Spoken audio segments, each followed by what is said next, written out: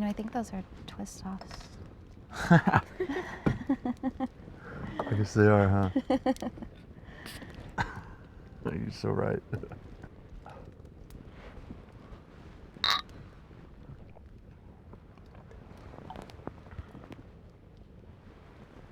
So tell me something. Okay, like what? I don't know. No, I mean like, I don't know, tell me a secret. Secret. I've tried acting before. I was once in this film, and I got involved with it because my roommate at the time, they needed a lead actress for the film, and they couldn't really find anybody, and so they just asked me to do it. How was the director? It was interesting. You know, it was a really interesting movie because I think the entire time that we were filming, none of the actors or even the crew knew exactly what the movie was about. Aren't you a filmmaker? Yeah, but I'm straight-laced. Really? Of course. So is there anything I've ever seen? Or possibly? Well, you can look it up on YouTube. Really? Mm-hmm. What do I look up? Well, I guess you could look up dark psychedelic comedies. I'll do that. I'll look for your face. Yeah. I had to do an audition once, and it was the only time I thought about acting, and it was horrible. It ended up being like a prank. It was like Really? a drug bust. And they had like these really crazy looking guys who bust in the door and like grab the director, and after him and I were talking, he was just like, I want my fucking money. I want my money. And you thought they were for real? Yeah, for a second, yeah. Oh, that's Crazy hilarious. director. See, I don't do that. I've thought about it, but I don't do it. So what else, besides being a sometime actress? I kind of know how to do some energy work. You know, like energy healing?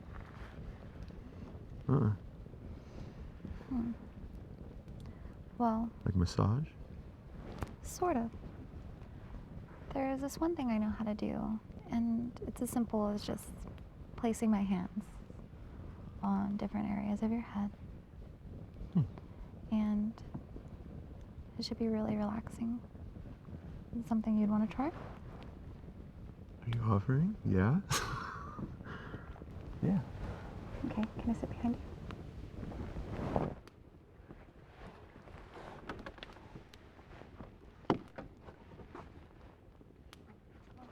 Kind of come between my legs.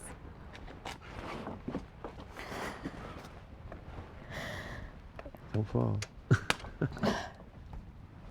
Just relax your head a little bit. Okay. Yeah. So, what energy healing does is it affects all areas of your body, not just the areas that are being touched. It goes into every cell, every organ, through all of your lifetimes, and through all dimensions.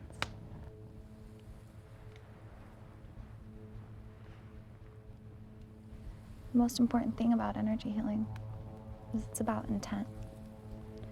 When I touch these points on your head, it helps you tap into your body and your consciousness on a whole new level, in a way that people rarely engage with in day-to-day life, as we're all busy doing the things that we should be doing or believe we should be doing in order to just survive, to pay the bills.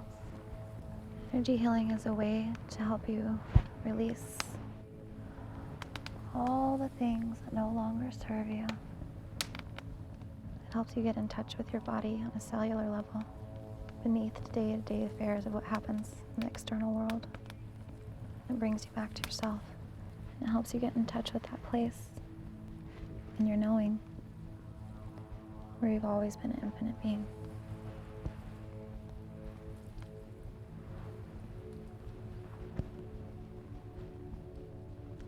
one of the most important things about energy healing. So when you're done, you have to wash yourself off.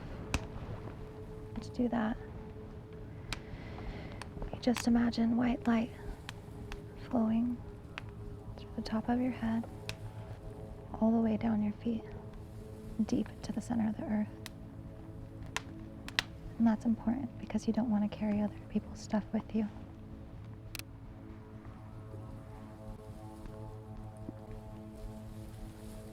I see the difference.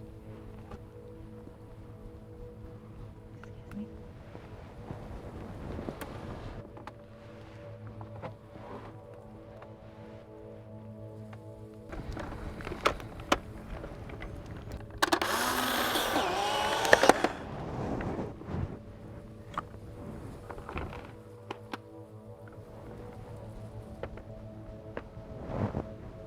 When I was young, I used to love being in the dark room and just wait for the photos to develop.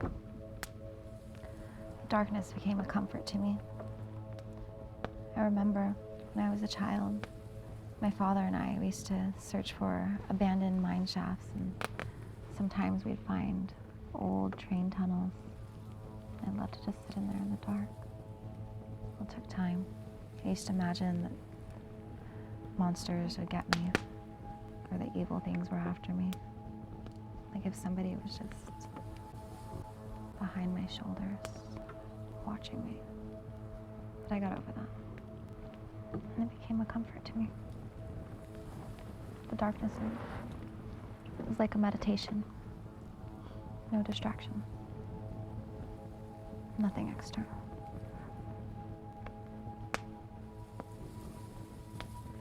I used to climb trees when I was a kid. One in particular outside this house.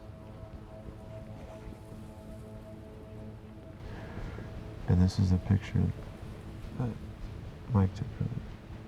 You see that? Familiar? Yeah, I remember this. This is the tree that I climbed. It's right outside that house. It's on the other side of the town. Came out of here. To sit up on top of that tree and watch people for hours. Nobody knew I was there. Didn't make a sound. Just watching. Just watching what people did. How they. That was my tree. That was my vantage point. I think from playing in trees, like I just got used to like looking at things from a certain vantage point. Like everything was kind of removed. You know, I'd sit up in there for hours without people knowing I was there. I guess I got used to that. I didn't really get into sports or anything. And then, I don't know. Filmmaking kind of seemed like a way to share that perspective. Mm. I don't know. I guess I just think that, film as a director, I'm pretty positive about it. I think that I believe that filmmaking is making films, watching films, being able to be a part of that. I think it's something about, it's the next step. It's a necessary rung in the stairway to heavenly collective consciousness. I think that's what we're all reaching for, and I think that it's like the American dream. It doesn't matter what it takes. There's no final answer. There's no way that you're gonna get fed it, but instead you have the right to pursue that happiness.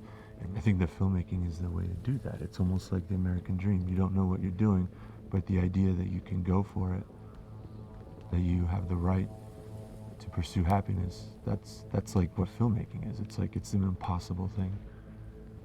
You work with a bunch of people who have to have like the single-mindedness to make something happen on their part, and then the like-mindedness to see it through. You know, filmmaking is like an impossible thing. It's crazy. It's ludicrous. But you know, every weekend, people go. They go to there. They go to the church. It's the new church. And I think I think there's something that we should accept about that. I think that that's the power of filmmaking. It's the new sermon. It's, you know, old, I hate to say it, but old religions, you know, they've singled themselves out. They're extinct now. They're stuck in their ways about rigid interpretations of symbols and signs, and nobody can just accept that. The way we're headed is an expansive comprehension together. We're all going to comprehend things together, and the only way we can do that is if we understand something individually. That's what leads to universality. We've gone into an age of enlightenment where things are being understood on different levels, and it's just not relevant anymore. In film, we go to that church every weekend, and we take in the gospel. It's the new way to collect people together and believe in something. It's the next evolutionary step in it. And I, as a filmmaker, am a prophet in that church. I need to spend my life collecting the secret sermons for them to then go and congregation can come together, the flock. You're a prophet? Yes. Can I ask you a It's question? the way we're gonna understand each other. Adam, have you ever thought that maybe always being behind your camera and filming has possibly disconnected you in some way from other people? Don't you ever feel like when you're behind your camera that you're on the outside looking in? You're always behind your camera, always an outsider looking in, always on top of that tree, watching people from far away, never really truly engaging with them, never really truly connecting to another person.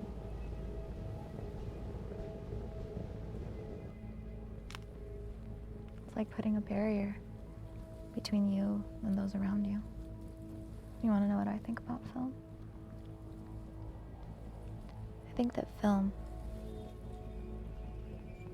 is a way for people to manifest and create what they would really want in life. But they create it in a way that's just a fantasy. It's just on screen. It's not real. As a filmmaker, who are you to impose your ideas to others in the cinema looking for entertainment as though you're a prophet in a church? Do you want people to worship you? Do you want people to idolize you? What if filmmakers just create their fantasies on the big screen as a way to bring into reality something that they can't create in their own life? All the things they'd like to have, but can never make it possible because they're always stuck behind their camera. What if the films you make are just a manifestation of the reality you wish you could create in real life? What if all those things you dream about and put on the big screen will never actually touch?